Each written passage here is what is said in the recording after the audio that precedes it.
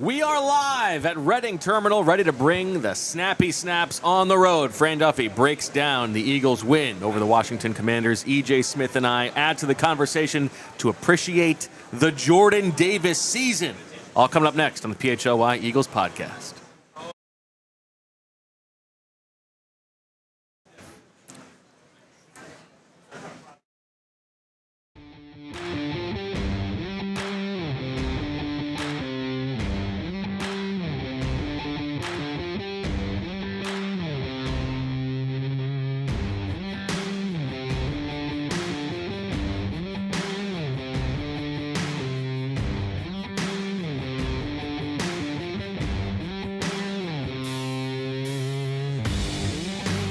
Hello, everybody, and welcome to the PHLY Eagles show, live from the mobile Xfinity studio at Reading Terminal Market, and presented by Bet365 and Ashley, Bo Wolf, Fran Duffy, EJ Smith. 'Tis the season to talk about the Birds, who have clinched the playoffs and look likely to be the 3 seed in the NFC, but it's not over yet. Fran, how are you doing? Doing great. No, I'm excited to be here once again in Reading Terminal Market, one of my favorite places to be here in the city. This is a great day. EJ, how's it going? It's going good. I agree with Fran. It's always fun to be here, especially pre-holiday. You get to the butcher, you get something good to eat for today and for the holiday. So it's What's your meal? We do steaks on Christmas, so I'm going to pop over to some of the butchers in Reading Terminal for sure. We got our guy. Yeah, Seth. I don't know if I go poultry, yeah. But I'm gonna pay him a visit. Okay. Maybe I will try to get like some turkey wings or something. Just to give him a shout out there. We got some food coming up here in a little bit as well. Yes. What's your like Christmas Eve Christmas meal? So my Christmas Eve, we have always traditionally in our house we did 7-fish dinner. So but we're not going to Christmas Eve at my family's. We're going to do Christmas dinner instead. So my dad growing up, we always did a. It's like a chicken. It's a version of chicken saltimbocca. Okay. So he taught me that recipe before he passed. 14 years ago. So it is pan-fried chicken rolled up with a little bruschetta. Oh, you've told me this. With prosciutto. Sorry, with prosciutto and with mozzarella cheese. It's a good meal. It's a good meal. Yeah, you get the connection. Yes, that's what it's all about. That's right. All right, plenty to come on this episode here. Listen, we have heard some feedback from the people about some negativity during the post-game show. We will talk about that, okay? We'll talk about that later. We've done some soul searching. We'll tell you what we think about that. That's for the Eagles offense. We got to give the Eagles defense its flowers. But before we get to the focus and the snappy snaps and Jordan Davis of it all, we got something coming? Oh, beautiful. Let's do it right now. L Mercury at L Mercury MERQRY.com. Check it out. Oh my goodness! Look at this. Oh Lord! Jeez. Stuffed Churros. Man. Oh my goodness! Lord, look at this thing. I don't know if we can do this. As they say. Unbelievable! I think I know if I can do this. Wow! Thank you. I'm gonna swap. you go. I want the chocolate one, Julia. Holy Whoa. No, we can split it. I just trying to get some variety here. Unbelievable. What is going on? This is nuts. Thank you. So what is this one? Banana. Tres Leches. Espresso. Ooh, All right. Yeah. Here, go for Thank it. you very much. Thank you very much. Thank you. Oh, I mean, I do love a churro. this is literally the best place in the city, right here. Yep. Ooh, some I love cinnamon. Oh yeah. The bow eating cam is one of my favorite parts of this. I have no choice. Wonderful stuff. Yeah. Okay, let's give the Eagles their flowers, and I think it's fair to do that. I think it is fair to appreciate the magnitude of the accomplishment that we sort of poke fun at the graphic that was up for 20 years on the different broadcasts about an NFC East repeat champion, but it takes a lot to have gone to the Super Bowl and everything that comes with it and work your way through a season, which I think that the way that I would describe this season and what they have done well is weather the storm. And this whole season has been about that. They have not played great for the entirety of the season, but you think about every player on this roster all the important ones. There have been these ups and downs, these storms that they have all gone through. Jalen Hurts, boy, has he weathered the storm. 2 weeks ago, people are calling for his job. Then he has one of the best games of his career against the Raiders. And, he was fine against the Commanders. But he's playing well. Saquon Barkley has weathered the storm of not getting the same blocking he's getting from the offensive line. And in that game when they clinch, he has 2 of his best runs of the season. A.J. Brown has weathered the storm of, sometimes his own creation, but he's out there making plays, and he's ending the season playing at the level that we all expected from him. The offensive line, they're weathering the storm, trying to figure out how to get to this previous version of themselves. At some point, Lane Johnson will come back. Maybe that will help. You get to everybody on the defense. I mean, Jalen Phillips, a guy who has weathered the storm of being on a bad team and coming in to make an impact. Jordan Davis, we will talk about because people questioning, some of us included, whether it was worth picking up the fifth-year option for him, and he has overperformed expectations better than anybody else on the team probably. Nakobe Dean has really weathered the storm. Even guys like Adoree Jackson, Marcus Epps, who you can throw in there. These guys who have dealt with a lot and been knocked down and gotten up this season. And so we should appreciate the fact that they are now in contention for the 2 seed, but pretty much locked in. They're going to get a home game, maybe multiple home games in the playoffs, and they're in the dance with a real chance. And in a conference that is wide open, it is there. There's a path for them to go on a run and to again try and go for another Super Bowl. And so I think that to your point, a team that has fought through adversity. Now, it's really about, again, projecting this forward, and we'll talk about that throughout the rest of the show, is, how much of this is sustainable? How much of this can they count on down the stretch? Are they able to just kind of flip a switch in some areas? And how much of this are they able to keep rolling? But, yeah, I think absolutely are well-deserved in terms of the accolade, the accomplishment and the gravity of that, being back-to-back division champs. So I listened back to the post-game show on my drive back from Landover, Maryland, and I hear what you guys are trying to kind of couch here. We'll get to that part. But you guys are saying, let's give them their flowers, and I'm going to push back a little bit here because obviously the Eagles are a great team. To have made the postseason 5 years in a row, our friend Daniz pointed out that that's the first time it's happened since 2004. Are you willing to say our friend to Daniz at this point? I'm always willing to say our friend, okay. Yes. For all the reasons you just pointed out, the resiliency, the talent that they have, that is why there's the urgency. And again, to bring up I'm trying to get through my point. The loudest crunch possible. That was really tough. Who can resist a churro? For all the reasons you just pointed out, again, I'm going to bring up Daniz again. He talked about the significance of the year after you win a championship and the opportunity that you have to do, as Nick Sirianni would put it, special stuff, right? That is why that's the frame in which we view this team. The urgency of, can they do it again? Can they repeat?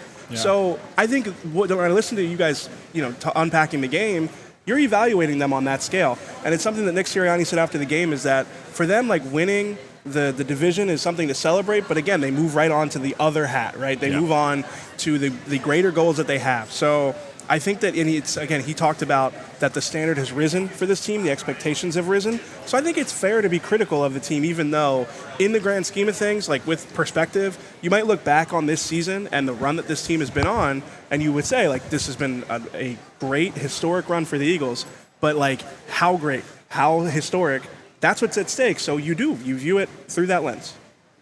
Yes, and I think there is a difference between the players who should feel very good about what they have accomplished versus people on the outside trying to figure out what comes next for them and whether or not they have maximized the talent that they have. So. And not just people on the outside, but people upstairs. Yes. Yeah, I think, ownership, front office, you're always, operating with the big picture in mind. Okay, well, let's get positive here and let's talk about the defense, because the defense continues to be awesome.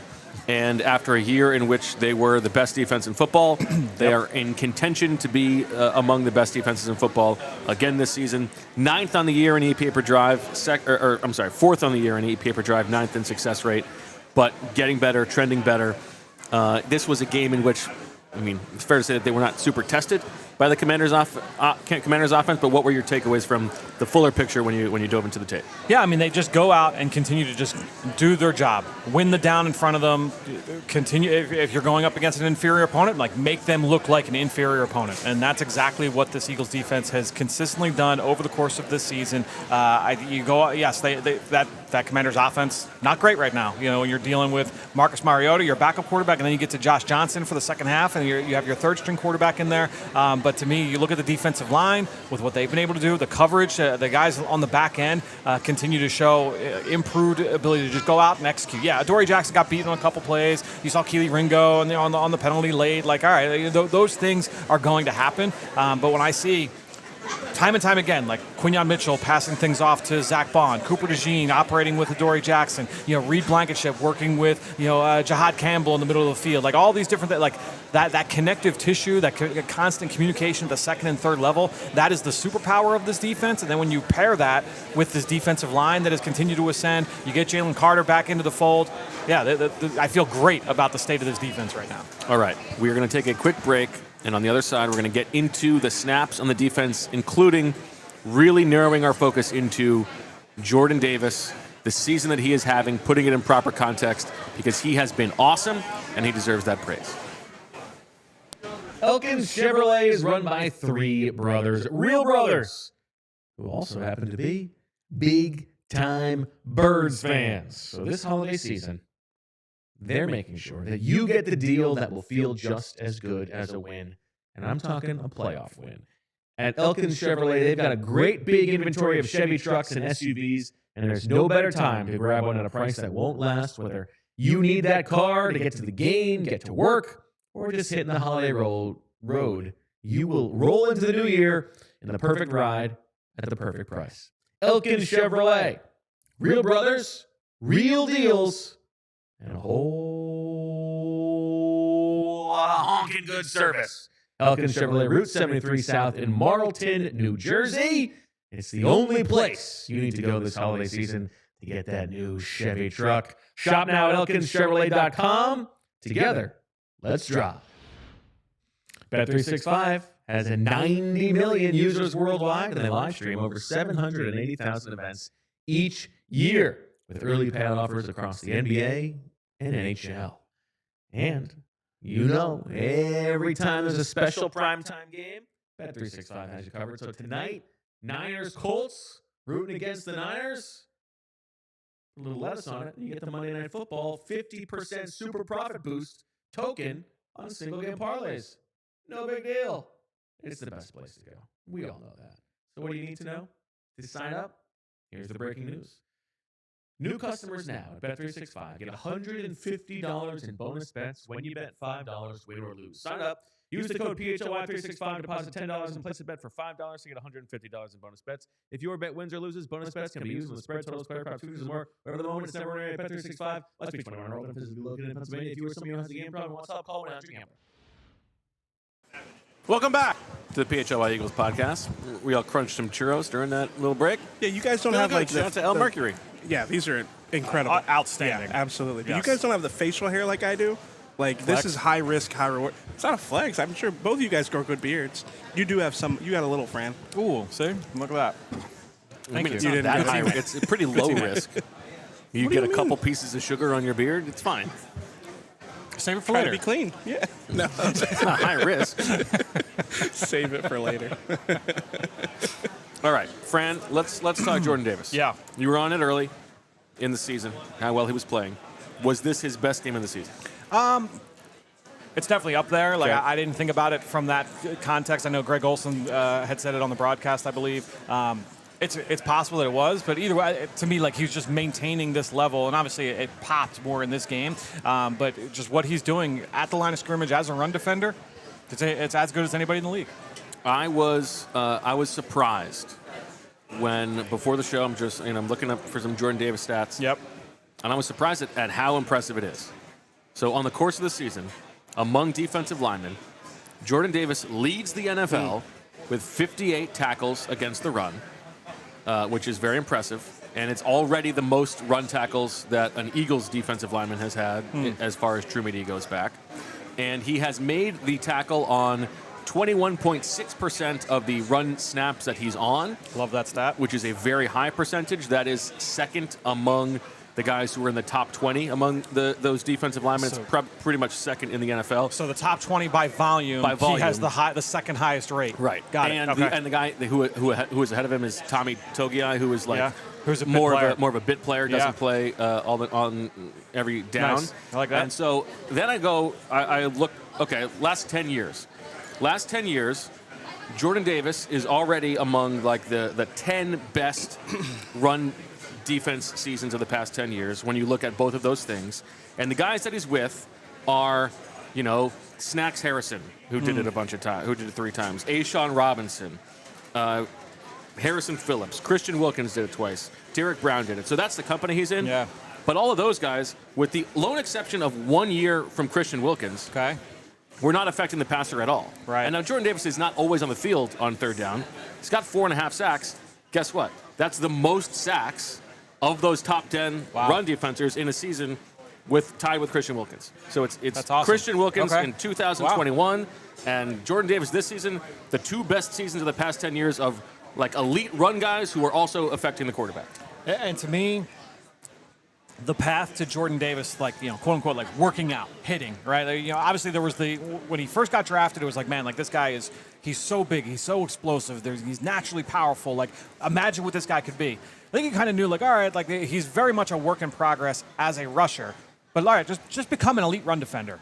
Check. Like he has become that elite run defender, and now the fact that you're getting some of the the rush production stuff can be wonky. But I think that at the end of the day, like as you said, he's effective and efficient rushing the passer when he gets the opportunity, and then doing that on top of being that elite run defender. That's a great combination. If you're Jordan Davis's agent, you should clip this and make this the All-Pro case, because I think he does have a case for it. I don't know if he'll have the counting stats, but I think the underlying numbers, like the eye test. There's no Chris Jones season out there. Right, Dexter Lawrence. There's Moro Jomo season. Yeah. I think it could happen. Oh, yeah. Moro's going to have, 10 sacks in the last 2 weeks? I mean, he's already exceeded what I thought he would, what you guys thought he would do, my over-under. So, no, but I do. I think that he's got a case for it. I don't know if it's, like, flashy enough, like what he's going to bring to the table. What I think is interesting, though, is that I think nationally, the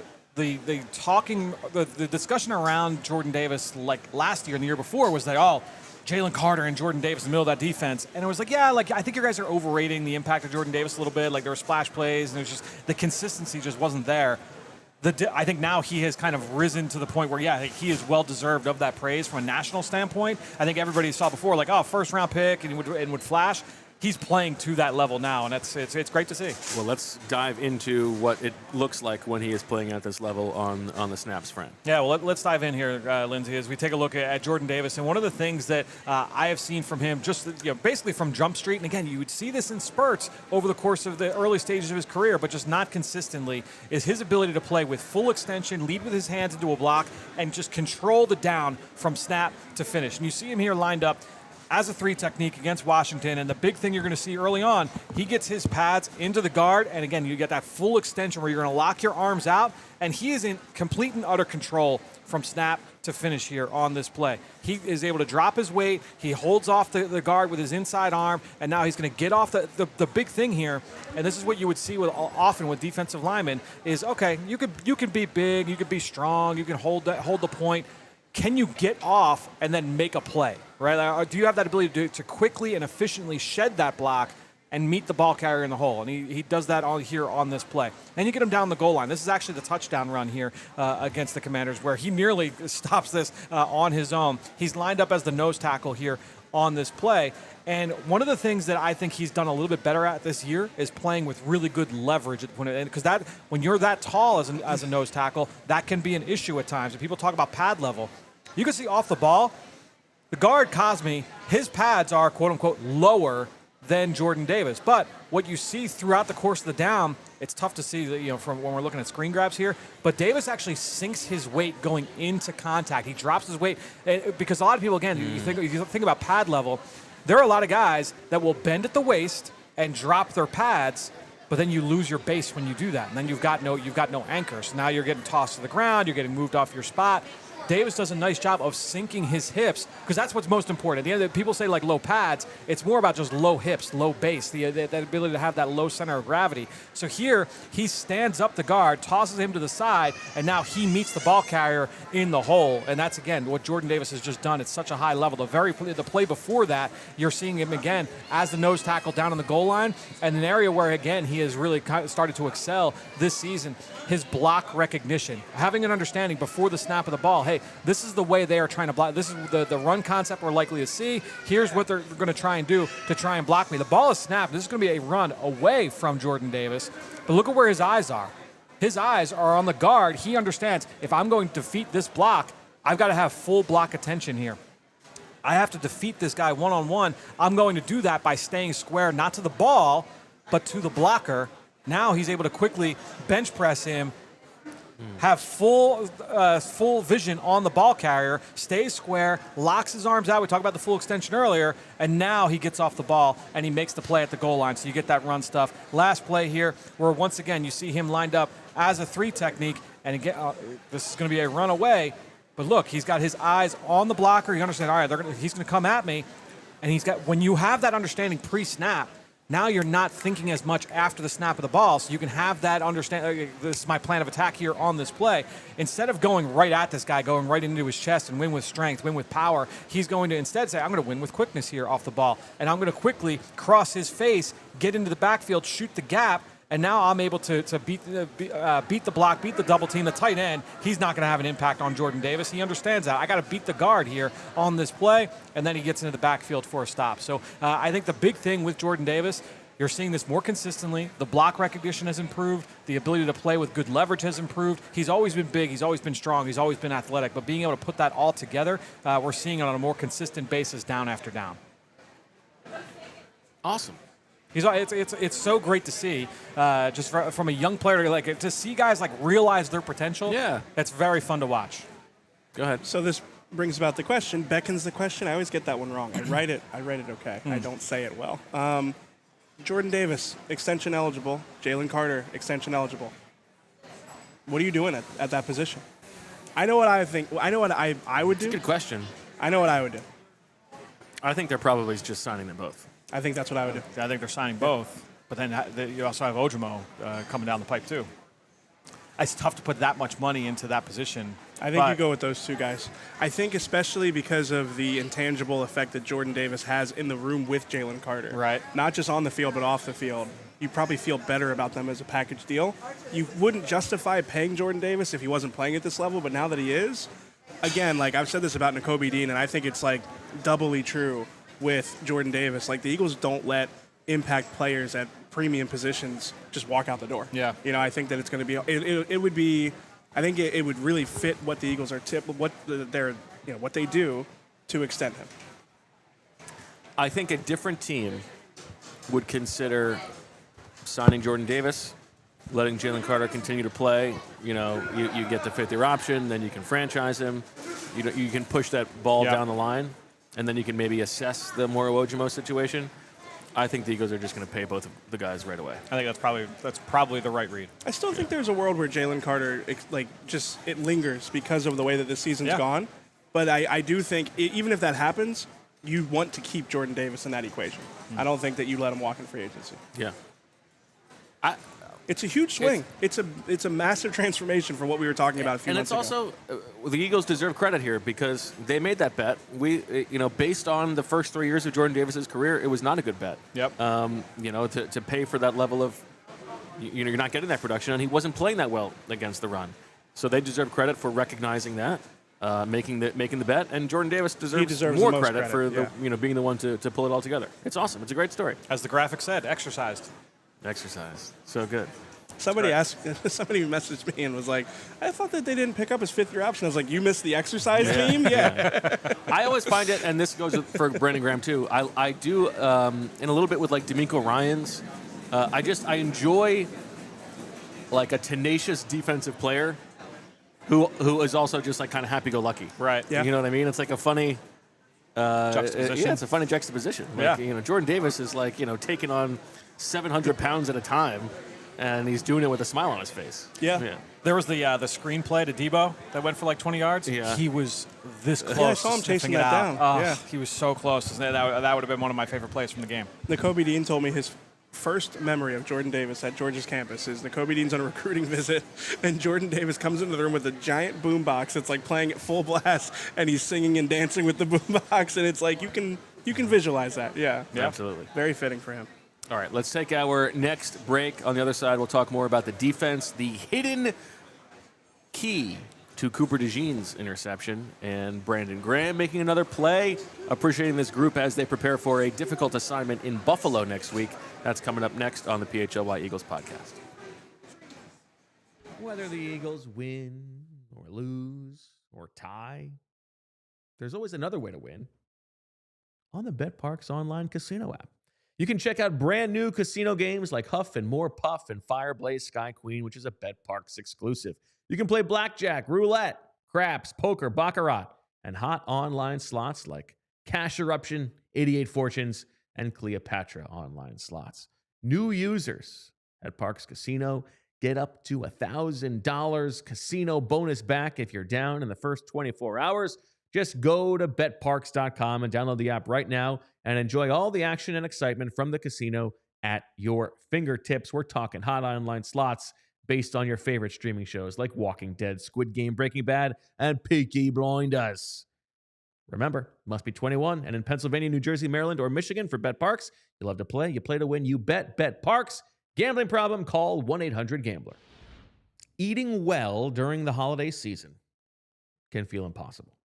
That's why I use Factor's chef-prepped, dietitian-approved meals to help me stay balanced and energized through the most indulgent time of the year. Talked about it many times. How do you hit all three things when you're cooking for your family, getting dinner prepped in the middle of the holiday madness? How do you get something that tastes good, is good for you, and doesn't break the bank? Factor. That's the answer. So, eat smart at factormeals.com/PHLY50off and use code PHLY50off to get 50% off your first box. Plus, free breakfast for 1 year. That's code PHLY50off at factormeals.com for 50% off your first box, plus free breakfast for 1 year. Exclusive holiday offer won't last. Lock in your savings before the New Year rush. Back on the PHLY Eagles podcast, Bo Wolf, Fran Duffy, E.J. Smith, and we were just talking about Jordan Davis, and I just got the email from the NFL about the top 10 in Pro Bowl voting. Okay. We don't need to give the Pro Bowl fan voting too much. Of course. Oh. You know? No. We're getting some turkey sandwiches up here. The original turkey here at Reading Terminal. We've got the Thanksgiving Sammy and the turkey dinner hoagie. All right, that's the Thanksgiving Sammy. Oh, right baby. Just going to pass this Check on this down. out. Oh, wow, that's right. All right, so Bo, the big thing here is you and I have not eaten lunch yet. Yeah. So now the question is, we know he's not partaking in this. Right. Do What's we want the to go? problem? Do you want to go halvesies because it's Thanksgiving? I don't do like cranberry stuffing turkey sandwich. that's Yeah, right. that's like all my like as well worst, put a ring worst on there, fears. Yeah. Yeah. Just make a ring of Thanksgiving food around EJ. Do we go halvesies, or do we just say, all right, I'll have this one, you have that one? Well, Oh, that's not fair. That's not very nice. You literally just said, I'm going to pass this down. you just want all of this yourself? I wanted half of that one. Oh, yeah, you can have half. I thought there was of it. turkey. I thought you weren't in. No, it's just this. It's just the he doesn't- he Thanksgiving doesn't one. like- Just this one is Yeah, the just the Thanksgiving. He doesn't like cranberry sauce. Or it's got stuffing. It looks incredible. It's just not my. Is that the one that my looks good jam. to you? Fran? I mean, both look great, excellent. So I'll let you guys decide. But I mean, I want a bite of this one. You can have half. have But I don't want to have. But then Frank No, gets you left go behind. for it. We I'll can.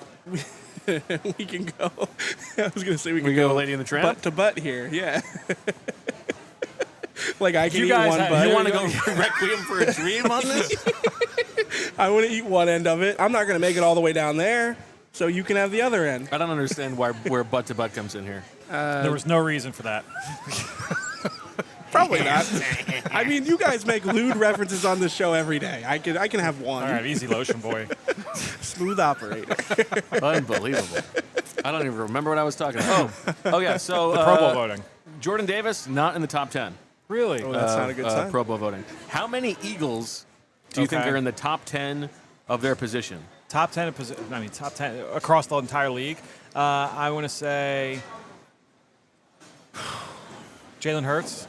There are 8 Okay. Eagles. I'm going to have you guys play a game. Yep. Go back Go and forth back and naming forth one, but until we if you get one wrong, you're eliminated. Got it. All right. Okay. Fran starts with Jalen Hurts. Jalen Hurts is number 9 among the quarterbacks in the fan voting. Saquon. Saquon Barkley is number 8. Quinyon Mitchell. 2 for 2. Quinyon Mitchell. Fran, you have been eliminated. I know. It was Quinyon Mitchell is not in the top 10, but What? Cooper DeJean is Okay. among corners. Do you have any more guesses? Yeah, I can keep going. Zach Bond. Zach Bond is listed. He is 10th. Ooh, Mitchell to close. make the top 10? We have failed as a society. Landon Dickerson's probably in there. Landon Dickerson is 9th. Jordan Mailata. Jordan Mailata is not. Oh, man. I'm out. Well, Lane Johnson was the obvious one that we missed. But he hasn't played that many games. He's still in there, though, isn't Lane is 8th. Yes, Mailata is not in there. Jurgens is in there. Goddard is 10th. And I'm missing one more. Got the red zone production this year. he? Goddard makes sense. I'm surprised. Oh, this is a very funny one. Special teams player. Oh, yeah, I know Oh. this one. I saw this Oh, one. Keely no. Ringo is 10th. I thought a lot. Cam Latu erasure is crazy. Oh, my God. I think that's all of them. Yeah, there you go. All right. All right, let's break down the Cooper DeJean interception. Okay, let's do Speaking that. of the guys who are in the top 10 Yeah. of the fan voting, Cooper DeJean makes the big pick against Josh Johnson. What happened on the play? Yeah, I was excited to see this play just because we didn't see like the full all 22 during the broadcast. So basically what Washington is trying to do here on this play is that they're going to try and flood the zone here for against this Eagles defense, where you're going to try and run a vertical route to the boundary side, and then you've got multiple routes all coming over from this side. So you're basically just saying we're going to send 4 receivers over in that way. Now, we know that Cooper DeJean is going to end up making this interception. The targeted receiver is going to be on the backside of this play. I want to see, all right, what is it that made Cooper DeJean stay home? He did a good job of staying disciplined here in his zone coverage responsibilities. Well, one thing I saw very early, Adoree Jackson points out immediately, as soon as the receiver doesn't try and threaten Adoree, he's yelling out and pointing. And what I think he's telling to Cooper here is, hey, this guy is staying short. Make sure you stay home. Don't allow him to just kind of hang out over here. And then Josh Johnson is able to find him late. So Cooper does a good job of just kind of drifting here. I don't want to say he's baiting the quarterback, but you can see he's got his eyes on the receiver, Burks, and as soon as Johnson decides, all right, I've got nothing going here, all these options are being taken away, now I'm going to come back to the backside, and that's where Cooper DeJean is able to just step in front of this, and he does a great job of going the other way. But it all started, Adoree Jackson, really good communication there on the back end with Cooper to make sure that they were able to take this home. Can I? It was a wild throw to attempt. Yes, Yes, very much That is so. fair to say. Can I make? I knew I wasn't going to make it this whole show without an Aston Villa reference because Villa beat United, and I'm very excited about the team. To me, like, there's this thing that Villa fans will say, like, a player's been Unai'd because their manager is Unai Emery, and like, eventually, like, they just look like a player that plays in that system, right? I think like that is Adoree Jackson's like you've just been Fangio'd. like the recognition, like because that's like one of the things when you look at this Eagles defense. I kind of like this take. Their recognition and like the confidence that they play with, especially on the back end, really stands out. And like to see Adoree Jackson, like a guy who struggled, obviously he's like a veteran player who's seen a lot, but a guy who has struggled a lot this season to be like pointing stuff out and like being that like I guess like proactive and like understanding the system. Yeah, I think that's like you got Fangio'd finally. He's opened your eyes. What would be someone Vic's that been is digging him out enough. Now he's become him. What would be if someone is incapable of being Fangio'd? How would you describe that? Sidney Brown. That's what I'm saying. Like this is how we would say. How we would describe Sidney. For Sidney Brown. That is where I was going with it. Yeah, you've been Sidney'd. We can't say you've been browned. You've been Sidney'd. I said we couldn't say. I know. You said it. I said it. You've been Sidney'd. You've been Patricia'd? Yes. Or You've been Gannoned. I don't know. I don't think that's fair to Jonathan Gannon. Oh boy, here we go. We got to get out of here on time, guys. We can't start down this rabbit hole. All right, one more play from the defense that you wanted to break down, which was the Brandon Graham sack. And you broke it down a little bit on the post-game show. Something else came to mind when you got to watch it. Well, you know what it was is that it's what I tried to point out on the post-game show is really visible from the end zone copy, and so just being able to kind of show this again and kind of hammer home the point. We can go into this now, Lindsay. Is that basically what the Eagles are? They come out here in a 5-man front where you've got Jalen Phillips, there's Brandon Graham lined up as a 3 technique. You have Jihad Campbell walked up into the A gap. You have Ojimo and then Jalix Hunt. And what you're doing, all right, you got 5-man. You're trying to dictate to the defense here, or to the offense, I should say, in terms of what you want the protection to be. Now, Washington, they're still going to slide the protection this way. So they're going to basically going to keep the running back in to hold on Jihad Campbell. If Campbell drops out, which he does, he is going to drop back into coverage, then the running back will leak out. So they're still going to slide the protection in the direction of BG. Now, BG knows that almost always defensive linemen know before the snap of the ball, this is the way that the offense is sliding protection. You have those cues. You understand what the calls are. So BG knows, all right, the slide is coming my way. Okay, so here on this play, he gets off the ball, and again, you got the center's eyes going this way. This essentially looks like it's going to be a double team on Brandon Graham, but it's really only going to be that if you allow it to be. If BG rushes immediately upfield, yeah, he's going to run smack into this guard, and you have the center working opposite, so now you've got a double team. But watch the path that BG takes instead, is that instead of him working upfield, well, now he is going to put his foot in the ground and work into the center and attack that inside shoulder of the center. So now this guard, he's not going to stay latched on to BG. He's going to continue the slide. So he keeps sliding over. He's like, all right, if BG's coming inside, then I've got to slide outside, and I'm going to help out the tackle with Jalen Phillips. So now this becomes a one-on-one for Brandon Graham, and he's able to just cave in the inside shoulder of the center. He's able to get home and impact Josh Johnson. The other big thing here, though, is that you get that pass off that we saw that I pointed out, where Quinyon Mitchell is going to pass this shallow crossing route off to Zach Bond. Zach Bond is going to intersect this route. You could see that's where Josh Johnson wants to be able to go with this football, and BG is able to get home. So just really good execution across the board there from the Eagles' back 7. But then also BG just showing that wherewithal. All right, they're sliding protection my way. This is how I have to attack this sliding center. So, given the way that he's playing in this limited sample size, yeah. When Jalen Carter comes back, do you think there's still a role for BG on pass rush downs inside? Yeah, that's the thing. Is on pass. Would you rather have him? Let's say it's 3rd and 9, game is on the line. Jalen Carter's out there. Is Brandon Graham next to him, or is Moro Ojimo next to him? I mean, you're probably not, if you're talking purely volume, I guess it just depends on what the rest of his, what his role is. You've called timeout. You've called timeout. Called timeout. But let's say, like, is BG rotating in often on 1st and 2nd downs? Well, that's I guess that's. Like, if he's only going to play like 5, 6, 7 snaps a game, you make those high leverage moments. Yeah. I think there's something to that. I think that he's probably I think Ojimo is probably offering more against the run. Sure. You know, so if you're saying, all right, Ojimo's going to eat up those snaps and then give you some pass rush production on those early downs, and we're going to save the high leverage moments for the vet, for BG, there might be something there. I mean, Brandon Graham's got 3 sacks in 7 games. Moro's got 5 and 15. I mean, there's a chance that Brandon Graham finishes the season leading the team in sacks. Don't make me choose. That's all I want to say about it. Don't make me choose. I mean, someone's got to choose. What do we do? What do we do? Oh, you were getting killed, by the way. That's sci-fi. It's sci-fi. Yeah, Dune 2 is what we're talking about. Yeah, Dune in general, Yeah, that Dune in entire general. universe. Yeah. This turkey sandwich, by the way, is delicious. So Yeah, thanks for sharing. It's turkey, the Cajun turkey. Do you want me to I'm not going to hand it over with my half here. We could have figured it out, but it's all right. It's okay. Why don't you Enjoy it, grab right? one of those plates over there? No, I'm gonna pace myself. I'll get to it. I don't want to get caught in 4K like you. See, I know this, okay? I come from a family of guilt trippers. This is a guilt trip waiting to happen.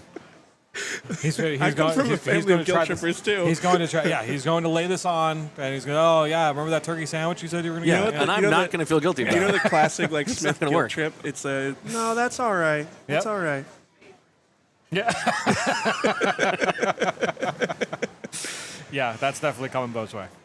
And that sandwich looks outstanding. It's very good. Okay. Anything else? Big picture from the defense that jumped out to you before we take a break and go over to the Other side of the The ball. other side, I think just defensively again. How did Campbell look without Nakobe? Campbell looked good. There were a couple of reps where I pointed. I was like, oh, that's good, like eyes and physicality. There were a couple where I'm like, oh, like man, like would he have made this play if he was playing more? Like there was a dagger route that Traylon Burks caught, where it was like full extension over the middle of the field. Where Jihad was there in the middle. Quignon almost made the play coming from the backside again. Like that's 2 and 3 weeks I think where he's kind of read that coming from the backside.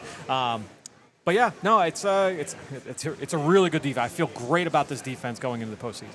You don't have any real concerns about when they play the best of the best that they can still play at this level. Yeah, I think a lot of what we're seeing is very sustainable, in my opinion. So I think you look at this rush. I think you look at the way that they're able to communicate and execute in the back end. I feel. Are there going to be plays where of course, Jackson Smith and Jigba or Mike Evans or those guys like make a play against Dory Jackson? Yes, but I think at the end of the day, this is a really good unit. Really quick, I don't know if we had enough outrage for Quinyon Mitchell not being in the top 10 of Pro Bowl voting. It's crazy. Who else is in there? Like, I honestly, it will upset me to hear that list. Yeah, no, I feel like we didn't give this enough because we were playing the game. Like, it's unbelievable that he's not in the top 10. That is crazy. He might be the best corner in the NFL right now. Well, let's not settle down. Well, all right, let's, top 3. Number top 1, three, Nashawn Wright. The Bears fans are doing work all over this board. Number 2, J.C. Horn. Number 3, Pat Surtain. Number 4, Tyreek Stevenson. So another 2 Bears in the top 4. Then Stingley, good. Christian Gonzalez, good. Yeah. Cooper DeJean. Number 8, Bears nickel Nick McLeod. Number 9, Devin Witherspoon. Number 10, Denzel Ward. This is why fans can't be trusted for this. The Bears, 1, 2, 3, 4, 5, 6, 7, 8, 9, 10. Really 11, high-level podcasting right now. Just 12, counting. Just Bo counting. Yeah. 13, well, it's balancing 14, out. You catching him in 4K eating the sandwich. Yeah. different positions where they have either number 1 or number 2. The Bears. Okay, so they were doing work. Number 1 or number 2. They're excited. Yeah. I mean, they're in everything. Wow. But number 1 or number 2. Good work by them. Good job, There you CHGO. All right, that'll do it for this segment. Take a quick break. Come back on the other side, talk about the offense, and tell you whether or not Fran or I regret anything that we said in the postgame show. Mack Weldon has the essentials you need this winter. We're talking comfortable, easy to layer clothes designed for cooler days, colder days with timeless style. Their new Ace line, inspired by their best-selling sweatpants, combines everyday comfort with long-lasting and confident looks. Explore new hoodies, half zips, sweats, crew necks, and more at MackWeldon.com and get 20% off your first order of $125 or more with code PHLY. Add some comfort and flair to your layers. And with the Ace line, ease and self-assurance has never been more comfortable. We're talking crazy comfortable, but elevated sweatpants. Looks like a blazer, feels like a sweatshirt, is what they say. Get lost in comfort with the half zips, pullover hoodies, bomber jackets, and crew necks. Head to MackWeldon.com and get 20% off your first order of $125 or more with promo code PHLY. That's MackWeldon.com, promo code PHLY. So the other day, I get a text, and Haley Steinfeld invites me over to watch the game. I said, okay, this is interesting. Let's find out. Loved you in True Grit. Loved you in Pitch Perfect. Let's watch the game. She's a big fan. Unfortunately, I get there. You wouldn't believe it. It was like I was fan-fished. The game, lagging, buffering, switching between apps, trying to find the right game. It was unbelievable. And I said, Haley, you need Xfinity because Xfinity is the perfect fan flex. You get all the action right in your living room. Plus, Xfinity's best picture and sound with enhanced 4K, so clear it feels like you're in the stadium. Plus, you get the real-time notifications and live stats right on your TV. It's the best seat in the house every dang time. So next game day, make sure that big fan isn't a big fail. Learn more at Xfinity.com. Xfinity, imagine that. Restrictions apply. Multiview requires Xfinity 4K capable TV box. Ho, ho, ho, ho! Welcome back to the PHLY Eagles podcast. We have a visitor, a holiday miracle, because How you doing? What's up? What's up, brothers? Santa's helpers. What a day. I We love love it. Reading Terminal. What's better This than is that? fantastic. How was the show this morning? It was great. I mean, we love being here. Yes. There's a Yes. reason why, because it's the pulse of Philadelphia, right? Love that. Holidays, food, everybody's hanging around, getting ready for it. Doesn't It's get a any happy better. place. No. You know? Absolutely. Do the birds constitute a happy place for you right now? Birds always are a happy place. Now, I'm not so sure I agree with that. sometimes it might be a little aggravating. All right? But, so here's my question. I have a question to you guys. I'll start off with a question. So we all agree that, can I just get a little in my ear? So we all agree that they're a contender. You look around the Sure. rest of the, No doubt. You look around the rest of the conference and you go, there's nobody you can't beat. Defense travels, running game travels. Like the Rams are good, Seattle's good. I get it. Do they Here's have a my running question: can you count on this offense to not go into a long slumber? Like their biggest issue are the long slumbers. game? It's a very good question because it What's is the matter? leading into What? exactly what we were about to talk about. Perfect which is, segue. Yeah. Are you serious? Yes. Yeah. Which is, Fran, did the work, and because we were a little bit tepid after the game. Oh, on I the don't. post-game show. Don't soften. Don't soften this. Just say it with your chest. Be real. I think people thought we were a little bit too negative. Really? After the game. Oh, people were crushing us. Yeah. I saw you. Yep. I was at a party. I tried to catch some of it. I thought Here's you were the thing. right. It's not my fault if you at home have low standards. That's not a me problem. Okay? If you are fine with them squeaking by and needing nonsense and treating the game like they can't just go out and grab it, that's fine. Good for you. I'm happy. Enjoy your life. This is a team that has a Super Bowl caliber roster. I want them to play like it. And Yeah. I don't think that that's a crazy thing. So what? Why before halftime? Because Are they so? the worst football in the NFL this season has been every single time the Eagles get the ball at the end of the first half. It's unbelievable. Every single I just time. don't understand it. They are the least aggressive team. I don't understand why you don't want to go after crazy. points. They're the least aggressive team until they get the chance to go up 19 with 5 minutes And remaining. then the chart tells me that it gives us the best chance to win. I mean, you got Josh Johnson in the game. I got to go for 2. Exactly. I mean, God, you never know. I don't understand. I just don't get it. It's like you watch this league and you see teams that they could take 34 seconds and make magic out of, right? Like Yes. 34 seconds, one timeout. There's teams in They this are- league that will definitely get a field goal at the very least. Not this team. They are terrified of making a mistake, and what's even crazier is they are terrified of giving the ball back with like a punt. Yes. Like they're scared of doing the thing that they won't take advantage of themselves. The opportunity. Yeah. You know what I Yeah. mean? Giving the other like team giving the them an same extra opportunity. possession. Yeah. I mean, like where is the giddy up when they get that ball? Why it's is crazy. it? Why? You have a great defense. Like their defense. Yeah. Yes. You saw what happened to Denver yesterday. The Sunshine- defense should embolden you You're right. to take these risks and to be aggressive. Like you got Houston, and even they got beat up a little bit by the Raiders yesterday. You got Houston, and you got the Eagles. Yep. I think the Eagles number 2. You should feel great about this defense and not worry about. We remember Detroit and Green Bay, right? Like there was no issues. Right. That's exactly Yeah. right.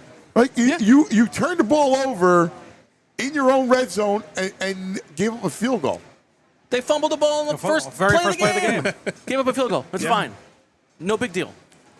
And I I had just don't get it. I had people across multiple social platforms We gotta just taking Deniz's success rate stats from after the game and say, this was the 3rd best offensive success rate from this season. Is that banner? Is that going to be bigger than the Super Bowl banner? Are they going to hang that in the facility, or is that going to go in the practice bubble? Like, I'm sorry, they were losing at halftime to that sorry team. They were up by 4, and at the end of the 3rd quarter, they were 14-10 against the worst defense in the NFL. That defense is horrific. They can't rush the passer. They can't stop the run. They can't they're cover. horrible. It's a horrible defense. And yeah, I'm sorry. I expected more. And then they pull away when their backup more. quarterback comes in. That game, that win meant less than the NBA Cup. Yeah. And this is the disconnect, because I do think the players should feel real pride. Yeah. This is what I was saying earlier. Like, the players should have their chests out. It is a really difficult thing to repeat, given everything that happens after you win the Super Bowl. They deserve credit for, as I said, weathering the storm. They should feel pride. I wish that everybody involved in the team approached every game like they have the pride that they should have. Yeah, yeah. Well said.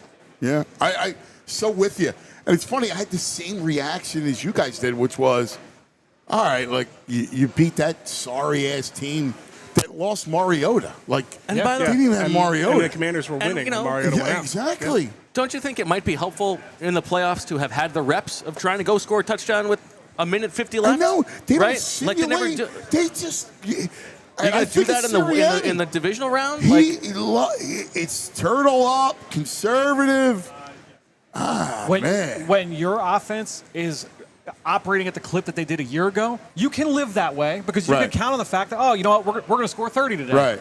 They have struggled to score 20 for the majority of the second half of the season. They have to take every advantage that they can, and they just don't. And so to me, like, when I think, and I think why I get so aggravated talking about this group is that this is not a great offense, and I think that the way that they want to play insinuates, yeah, we are a finely tuned machine. No, they're not a finely tuned machine. No. They need to take every advantage that they can, and they do not do that. And I just sometimes don't understand their goal of a series. Yeah. Like, sometimes, like, you come out with it, like, you know, this is what I want to do for this series. Like, I never see that direction. Like, this series, I want to make sure we get Goddard. Like, you got the Commanders' defense that leaks yards at tight end. And there was no But Goddard. the whole first half, and it was only passes to AJ and Devontae. I was like, that's it. Where's the tight end? They're the worst. They're like 29th against the tight end. And Goddard's coming off of all this stuff. Yeah. And I see nothing designed to go his way. And I think there is also, listen, in the second half, they were clearly scared of the Jake Elliott thing. And you want to break down this swing pass to Will Shipley on 3rd and 10, and we can get into the snapshots of it.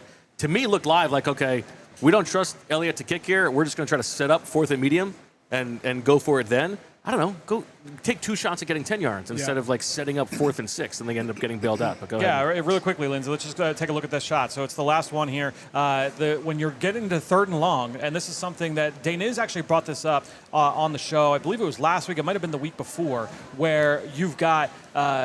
The Eagles play a lot of 5-man. It's called scat protection, 5-man protection, especially on 3rd down. Sometimes they do it out of empty. Sometimes they motion to it late. Sometimes they whatever it is, 5-man protection where you get everybody out into the route. Now, what they're going to do here on this play, you've got Shipley in the backfield, and he's going to motion late, and he's going to offer Jalen Hurts a little swing pattern. But this isn't a swing screen. You're not asking these guys to block. These guys are running routes on the outside. That's basically your check down. But he's also, Shipley, is the hot route for Jalen on this play. So as you can see, you've got 6 guys up on the line of scrimmage. This is a double A-gap, double mug front here from Washington. And so, sprinkle a little sugar on the A-gap. So when you've got those 6 defenders on the line of scrimmage against a 5-man protection, the quarterback feels hot. Right. So now he's like, all right, well, I got to get rid of this ball early on. So Jalen literally, he drops back.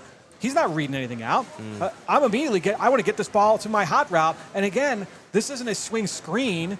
These guys are running routes. So now all Washington's got to do, they got to rally and tackle. And so it's, by the way, they are losing right now. They're losing to Washington at the end of the 3rd quarter, and this is a drive that, what was it, a 17-play, 83-yard drive. For 10, How many penalties were on that drive? No question. Yes. Third, you got a 4th and 7. The play after this, it's 4th and long, and you get an unnecessary holding penalty, and then you get the DPI in the back of the end zone that extends the drive. So, to me, like when I look at it, all the success rate stats, like, they fall empty for me in this particular game. Yes, they were able to get, they had some early down success. They avoided 3rd down. We'll talk about that with Daniz tomorrow, I'm sure. But to me, when I look at it, this isn't like sustainable. Oh, yeah, this is going to work against the Rams in 2 weeks. Oh, this is going to work against the Seattle Seahawks or against the Bucks. This is not sustainable. This is not something where I'm looking at like, oh, this is a clear plan that we are going to be able to carry with us into the postseason. And honestly, a lot of the stuff that we saw the last 2 weeks, I'm like, oh, like, they're building on this. Can they continue to stack this and show some kind of no? Like, to me, what I saw from this game plan was not like the previous two, which makes me think those were opponent-specific game plans and not that this is our identity moving forward.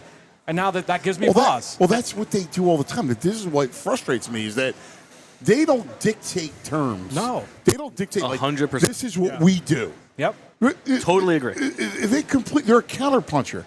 Fighters, right? Yeah.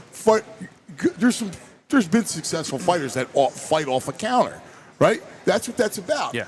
I don't think you can win that. You knew the identity was last year. They beat everybody up front. They had great O-line and a great D-line, and they dominated the line of scrimmage. That's what they were. This year, you don't have the luxury of that. You gotta dictate terms, man. You have too much talent, too. Yes. Like, the talent should allow you to dictate the terms. Yeah. I want to represent the other side because I was in the locker room. I heard from these guys. Very quickly. I just want to circle back to this play because I just want to put a fine point on it. The Commanders bait Jalen into that. Yeah. Right, they're showing 6, but they drop one. They drop one. Right? Yep, exactly right. So, and that's something that Jason Kelsey talked about is if you are going to be predictable with your protection calls, teams are going to mess with you like that. They're going to force you to make you think you're hot, whether you are hot or not. They're going to try and force those quickly. So if it's 3rd and 7, you want to throw it to the backfield. You want to throw it to Will Shipley. Yeah, cool. We're gonna rally and we're gonna tackle, and that showed up on that play. All right, go ahead. EJ. So the thing I heard from Eagles players, because again, that was an excited locker room. They had just clinched the division, and the two things that stood out to me. There were 3 things that stood out to me. The first thing is Saquon Barkley. The Eagles' offensive line talked about angry runs from Saquon. Saquon said, I'm running like I'm 235. I'm running with my pad level lower, trying to run through contact. Let's do like something or nothing here. Okay. Saquon's 132 rushing yards. Is that something you feel good about, better about, encouraged about going into the postseason? Definitely or better. Definitely better Okay. than encouraged. I thought there were some really good vertical displacement runs from the Eagles in this game. There was a play on the opening. Was the opening series, or I guess it might have been the second series, where Steen and Jurgens double team Johnny Newton, the second-year defensive, and blow him off the ball 6 yards. And I'm like, haven't seen that all season, right? So that was, to me, that's really good, optimistic. Now, They had plenty of runs later that weren't as good and weren't as effective, right? But to me, seeing Saquon, and we talked about this in the postgame show on Saturday, the run that he had, the touchdown run, the one that he had late where he spins in the backfield, almost got tackled 4 yards in the backfield. So it's not like everything was perfect up front, but makes a guy miss and he takes off for 40+ yards. Yes, that's a good thing. Well, and he was acting like he was. Yeah. He looked. Yeah, he looked. I agree with that. Too. Yeah. Like he looked it. It's great. Like that's. Listen, I like Bigsby, and I think he has a nice little role. But this whole idea that, you got to split carries. Come on, man. No, of course like not. Saquon's. Saquon. Yeah, come on. Show respect to greatness. Right. I think if the difference is he pops one big run a game, that's a huge add to the offense. Yes. No doubt about it. I mean, because again, we're not talking about them being elite. Fran, I do have good news for about them you. being average. We've been waiting all day for this. You got an Uncle Gus. Are you ready? Fran has been dreaming. This is exactly when so he I woke told up him, today. I'm like, listen. Oh, this is what he wanted. We got to give the Uncle Gus's. All right. Oh, he do that. Oh my goodness. It's such a heft to it. The plate's about to fall over. This is the No, I ultimate didn't need to testimony I could give. Take some, I was baby. going here after the show. Right. I was going to get this If for I myself. might go, yes, right. We just going for this? Yes, we're going to just go for. Hold on, let me do a little. We'll bite in concert. Cheer here. There's definitely a portion of the audience that's like the ASMR of this is So just listen, going to knock them off. Cheers to my boys. I got it. Don't worry about it. Cheers to my boys. All right. Listen, we got an Uncle Gus cheesesteak. This is the holidays. Ready Terminal Market is the greatest. All right. I knew you guys would want one of these. This is Philadelphia, right? Good bet. We look forward to this stuff every year. This is, Being here in the soul pocket of Philadelphia, that's what it's about. Everything you could possibly look for. Everything you could possibly look for, man. I love coming down here. The best. All right. Phenomenal. Thank you, Cuz. Thank you for setting it up. Franny, how would you break this down?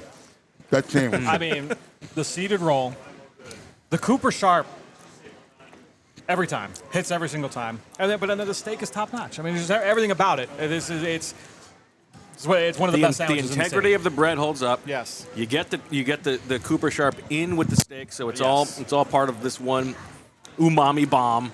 Right, it's not layered. It's it's not inside. layered. Yeah. It's all as one. all in there. The onions are perfect. It's so good. EJ? The bread. The bread is the key. And also, if you are someone who doesn't like onions on your steak, I implore you, have the onions with the steak. It brings everything. It brings go all fried together. onion. Yes, you have Gotta to go fried If onion. you are someone that doesn't like the fried onions, try it with this one. How do you run the play? With the cheesesteak? Mm-hmm.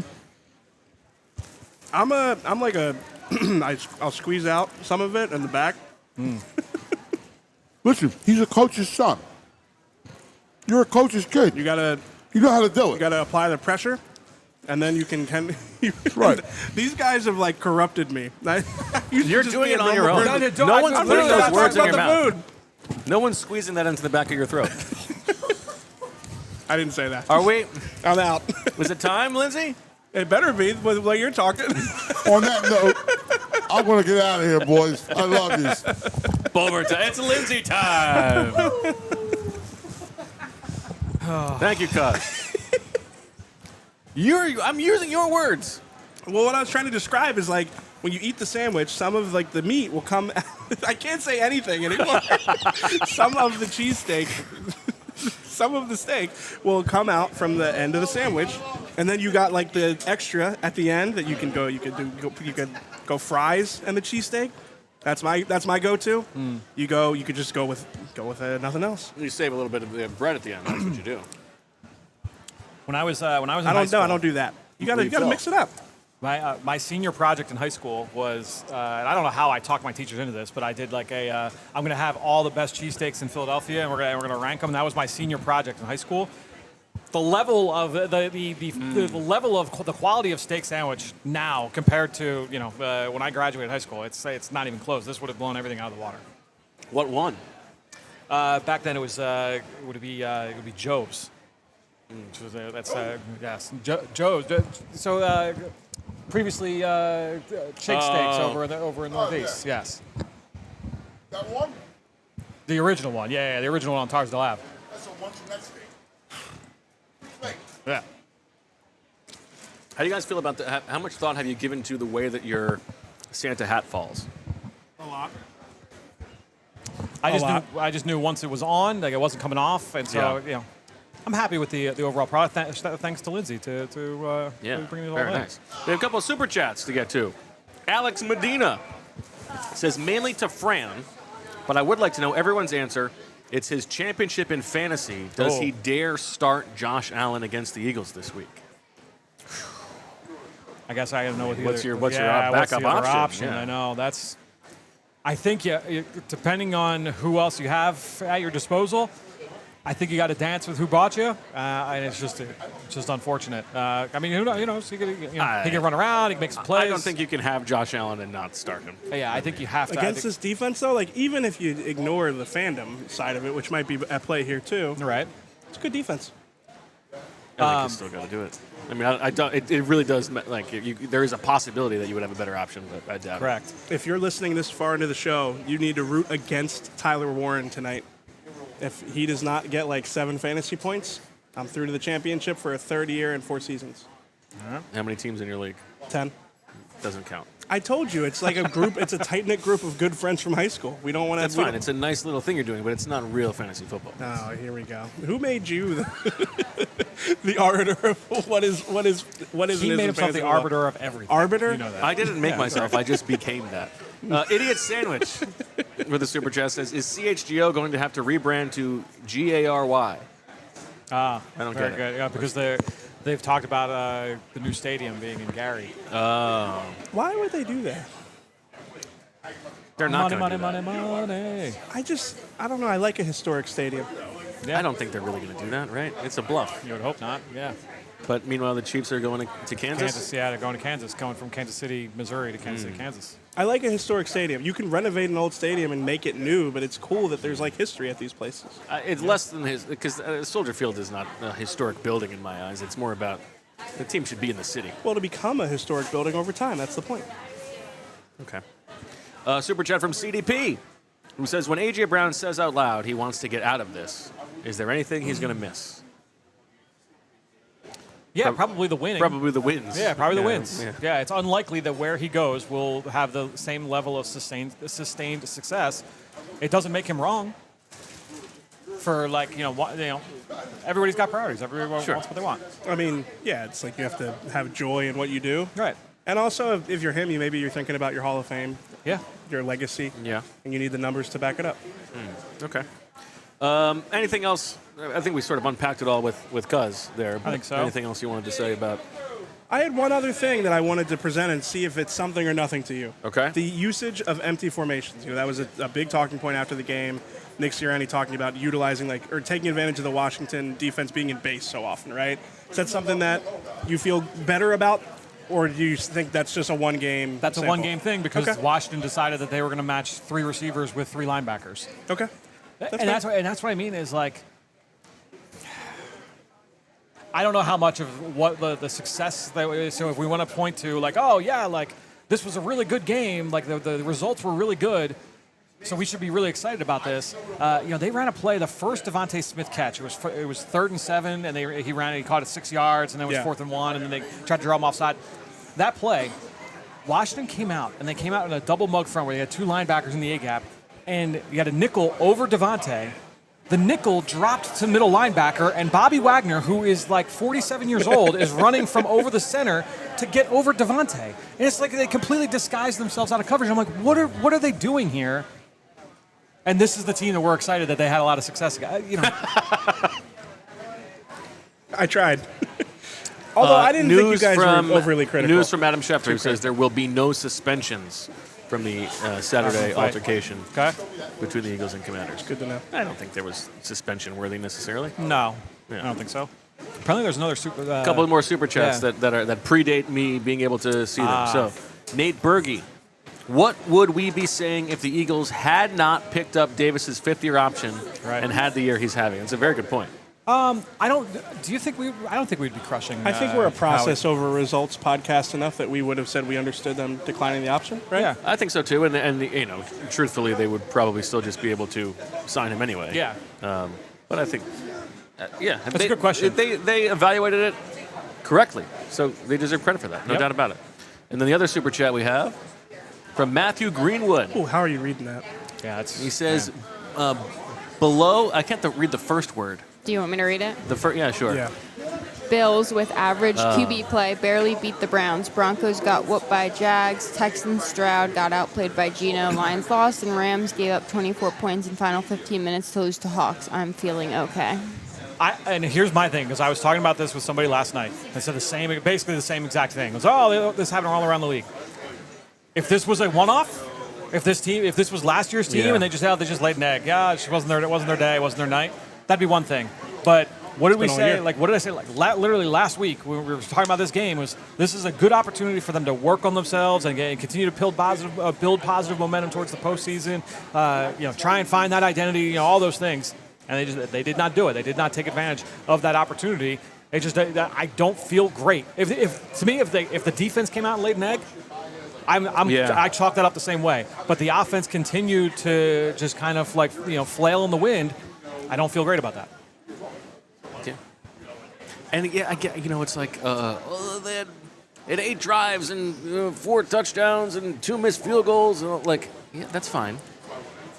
As one of them is because of a penalty. They're not playing that way. Like, I don't know. You're allowed to use your eyes. I'm not crazy. This is where I'm like, you guys do the work. Both of you do the work. So I think you're totally you are within your rights to feel differently than most people because you guys watch more film than just about anybody. Getting ready we're celebrating a mid-off. Give me a break. Anyway. We're going to have a fun conversation tomorrow, I think. What a show we're going to have tomorrow. Yeah. Now listen, schedule for the week. We are off Wednesday and Thursday. Tomorrow's show, you get Mina Kimes. You get The Professor. You get Swooper.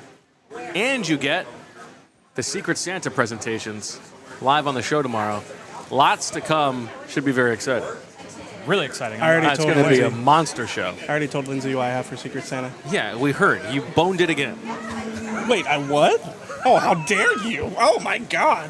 What's wrong with you? Why would you say that? I'm fine with it. I'm bad at keeping... you guys know I'm bad at keeping secrets. Yeah. I don't keep secrets. But it's literally in the name. Yeah, but that doesn't. I was about to tell myself again. All right, never mind. It's the three of us, Lindsay, Julia, and the professor involved. So, and a web of 6. Should be fun. It'll be fun. It'll be very fun. And is the plan we're going to do that within Swooper? I believe so. That'll be fun. Yeah. Sounds a little chaotic. I have an idea. Okay. I'll tell you now. But the problem is that he's going to give it away. I think if you correctly guess who had you after you open it, you get like 5 turkeys or something like that. Okay. Oh, I like that. That's fun. Wait, how am I going to ruin it? Well, I don't know. Because you've already shared with one person who they had. Yeah, but Lindsay's she's tough. She's not giving this up like me. Oh, she just took the key and threw it away. The question is, if Lindsay, do Lindsay, Julia, and Dainese also have agency here? If they guess it correctly, they're able to dispense the turkeys however they want. We can throw it out like money. Yeah. Lindsay's Maybe going whoever I'll print out turkeys, and then whoever you can really. All right, I like that. Maybe fair. to whoever habitually gets you their submissions earliest. Yeah. No. Dainese can do the stats on that for me. I veto that. All right. EJ still won't send them to me. That's why I vetoed it. Lindsay, thank you for the hats. Yes, thank you. Good stuff. Thank you, everybody, for watching and listening. We will talk to you tomorrow. A big show coming your way back in Studio B. Hope everybody enjoys the holidays. Make yourself down to Reading Terminal. I will tell you what. Crowded in a beautiful way, but not like you're still Not able to nuts. get stuff done. Yep. It's like a perfect setup today. So I really appreciate that. Anyway, thank you, Fran. Thank you, EJ. Thank you, Cuz. Thank you, Lindsay. Thank you, Julia. Thank you, Ethan, for the Adam Schefter scoop. Ethan, by the way, very exciting news. Has his own name on Slack now. Is no longer just interns. So Huge development. nice to be able to call him by his name, as it were. Anyway, that'll do it for all of us here at PHLY. Thanks for watching, listening. We'll talk to you tomorrow. And as always, we love you. We all silly like the mayor.